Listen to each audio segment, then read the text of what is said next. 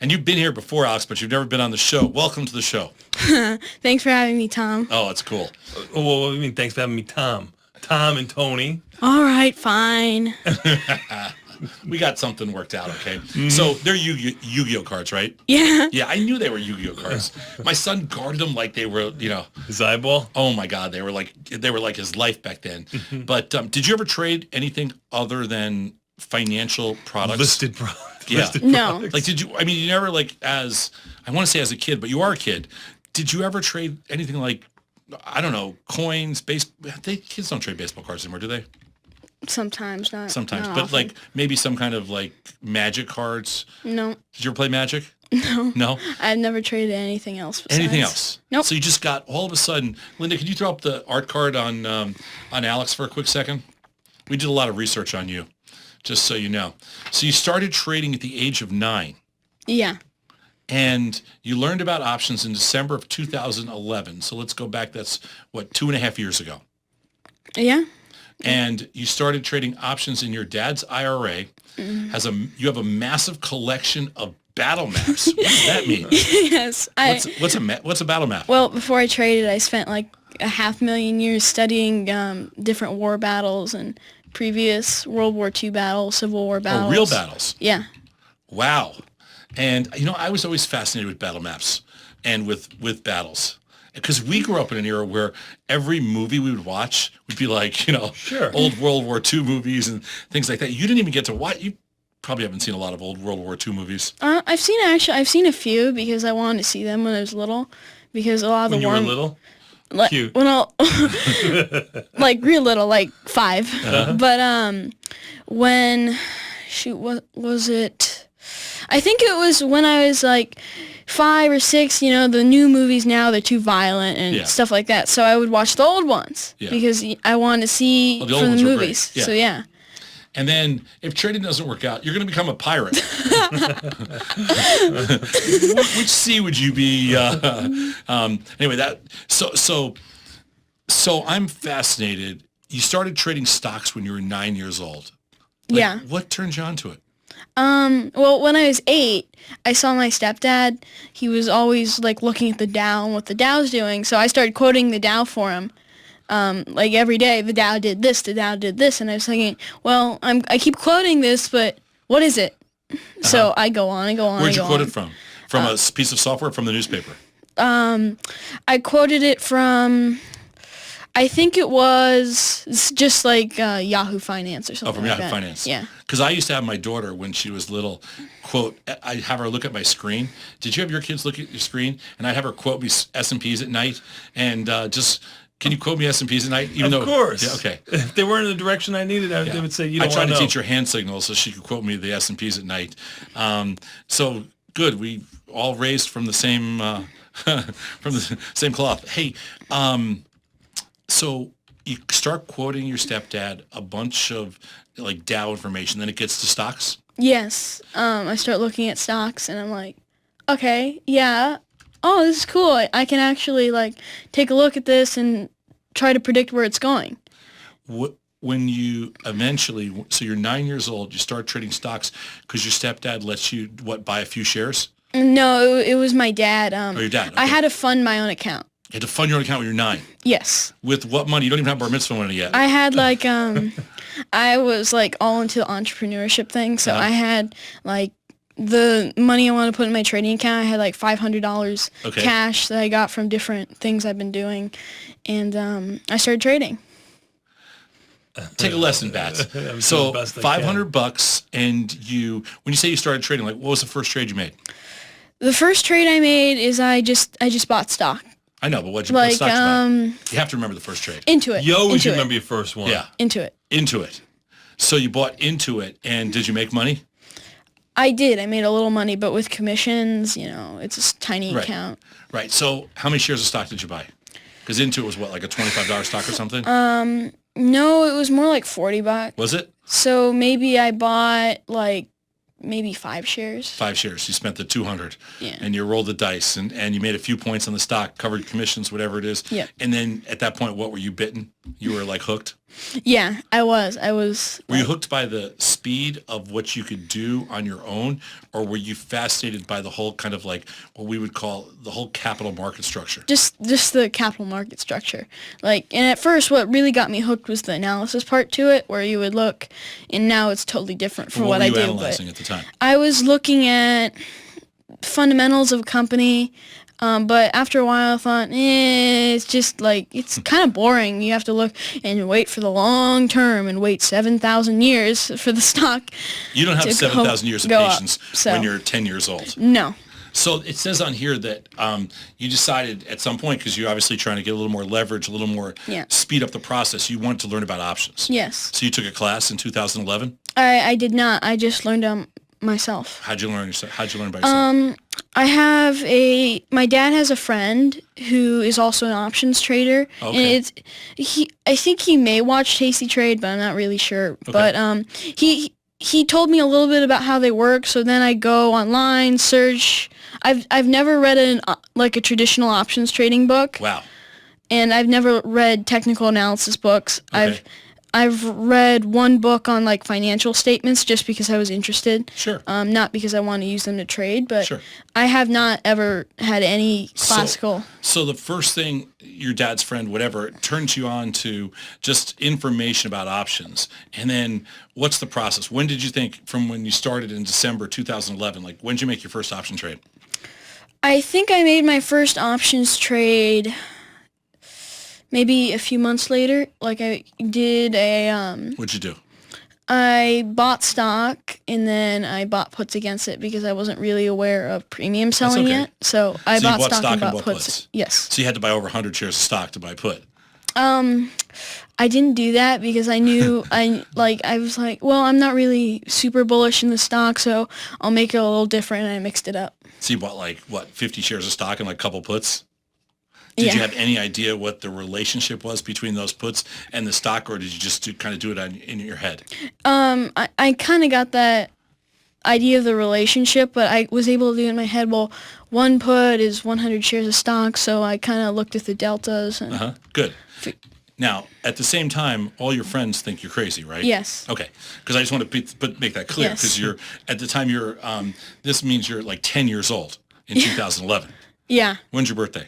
December 18th. Okay, so yeah, you literally are 10 years old then. Yes. And you're trading, you're doing a married put when you're 10, buying stock, buying puts. Yes. Okay, so you are officially, Tony, crazy. This is, Tony's son. Yeah, my son, when he's 12, I told you he's missing the toilet seat. He's wide right by about 17 feet. And we're still throwing Cheerios into the water. We got you. We understand where you are, though. Banging his head against the wall, trying to get out of that house. So I love this thing. So you're 10 years old. I mean, literally 10 years old. Did you make any money when you were 11? I did, and I started making money right from the start. Right from the start. Yes, and then little bits of money. I mean, let's be clear. Yes. We're not going to make it this. Yes. Okay, tiny bits of money, but on a percentage, probably pretty decent. But little tiny bits of money. Yes. And now were you able to get some more capital by convincing your dad or something that you're ready for?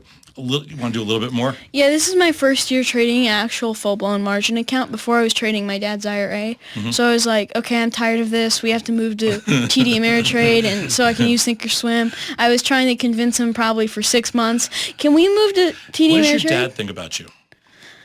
I mean, with respect to trading. He obviously loves you as a son, but what does he do?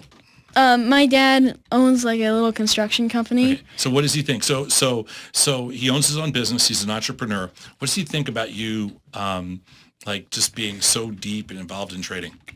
Like he thinks it's cool. Like he does. What he said is, I know enough that I don't know anything.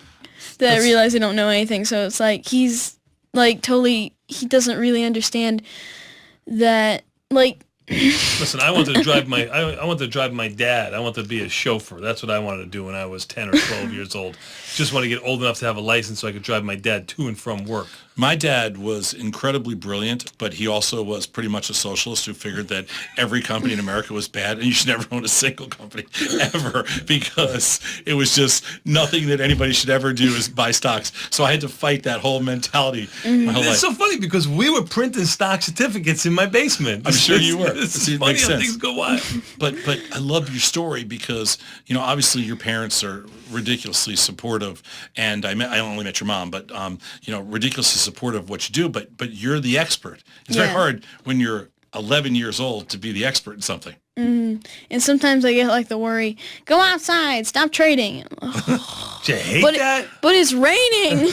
I get the same thing. When I'm busy trading, it's always raining. So so now you found a network of other kids. We had who do we have on the show? We just had Julian? Julian. Right, we just had Julian from Canada on the show. Yeah. And you're starting to make it's like he explained to us that it's kind of a global network. There's almost, 20 some odd of you right now that are hooking up and talking on Skype and, talking over the internet and talking about the stuff you're doing. And it's so funny how your minds all gravitate to the mathematical side to this. Mm-hmm. Like, what are you starting, the more you learn, like what goes through, I mean, I know you send me a lot of emails and I get to read kind of what goes through your head, but tell everybody what kind of, like what a lot of your thought process is. I just do the same thing almost what you do. I take a look at the chart, but I'm like, it's like, I don't know. I don't really look at charts at all, but I just look at the options chain, take a look at the probabilities, my risks, my delta risk, Do you know if we knew what you knew when we were 12, with the opportunities that we had, you're going to have a whole different set of opportunities. We had wide markets and inefficient markets. And if we knew anything, seriously, anything, I can't even imagine what kind of damage. Well, we probably would have been dead by now. Correct. So that's the other part it's to a it. Good thing we didn't know too much. Yeah, it's probably good. But I just think... just enough to make ourselves comfortable. The opportunity that's ahead of you with respect to where you are kind of in this math chain, you're gonna find yourself in a conflicted situation through all the education routes that you're going to take all the way through grad school, because you're going to be in direct conflict with kind of traditional finance. As almost on my weekends, what I do is I'm watching these finance lectures about, traditional finance and it's stuff.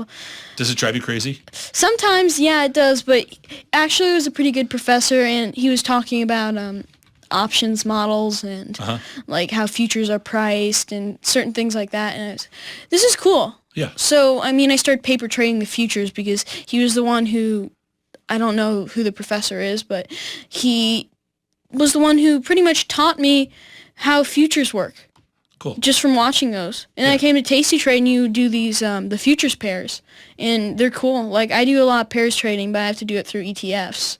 Right. Because my account's small, and there's no reason to tie up that much capital in a future. And it's not just even... It's not the even leverage. Capital, it's the leverage, it's the risk, too. There's a lot of other aspects to it. But what's really neat is, to me, is that by the time... you continue to do this throughout the years, and there's no doubt in my mind you will continue to do this. There's going to be a level of you'll make some breakthroughs. Yeah. You're going to figure out something. Bat, can I buy calls on him? Because because you're going to, and I don't ever buy calls. Your market's I would sell puts. 1042. Don't price yourself out of the market, young man. I'm at 40. I would be selling puts, of course. But I got a question for you. So now school's going to start in a couple of weeks for you? Yeah. So when you first talk to your math teacher about different things and you present him, because I don't know you, but I know how you think a little bit, and you present him with some sort of kind of game or something to get everybody else involved in your class and this type of trading, and he says, okay, well, you have to buy and hold for the long run. Are you going to realize you have an uphill battle? Are you going to try to do something on the side away from him? Or are you going to stick with the school? I already get the idea of the battle I'm dealing with. I'm opening an investment club in 2 schools in my area, and I'm going to be doing it twice a week, so I have to figure out the material and the content, and also I have several other things involved with my trading. But I'm going to start teaching people because, the usual investment clubs is in schools, look at the fundamentals of a company and look at balance sheets and cash flow and income statements and the PE ratio and price book. And then I'm going to change all of it and says, forget it doesn't matter. Forget anything you've ever learned. They haven't learned anything yet, though, so don't worry about that. Yeah, so that's the easy part. They're not 50. They haven't learned anything. You're in good shape there.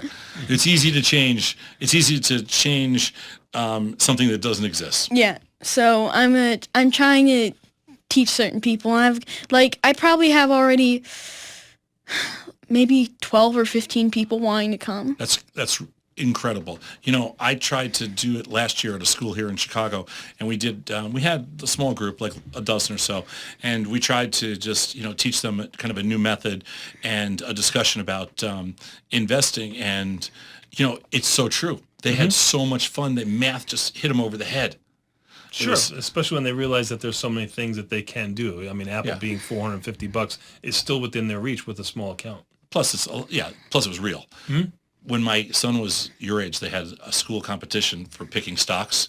And so all the kids came over. They figured that I would know something. So they all came over to my house one night, and they were like, okay, we want you to tell us what, because they figured that if they listened to me, they were a lock. Sure.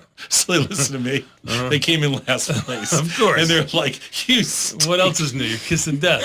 Hey, Alex, what are you looking around at over here? You think about someday I'm going to own all this? What are you doing over here Yes, exactly. I'm going to buy out this place. It's going to be mine. Mine, all mine. I'm moving here. Did you say, were you a kid that my daughter used to say, it's mine? Do you say mine a lot?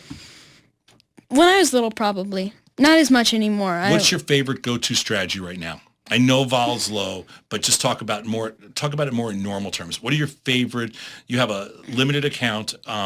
You obviously spend a lot of time in front of the screen. What are your favorite go-to strategies?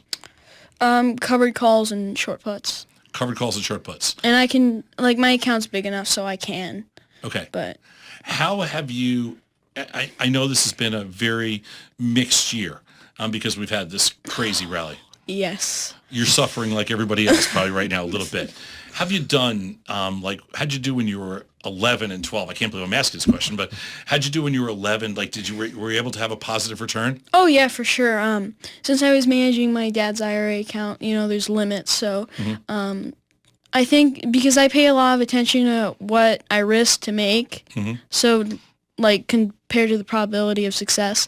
But I'm looking at it, and my max loser was 3%, on a month, and then at the end of the year I made 15% on the. That's awesome. With the cash limits. That's awesome. Do you have a ratio in your head set up where, when you talked about your max risk to what you potentially can make, do you have because I talked about the other day, I just didn't put a number out there. Do you have a ratio that's it's almost a ratio stop in your head? Yeah. What is it?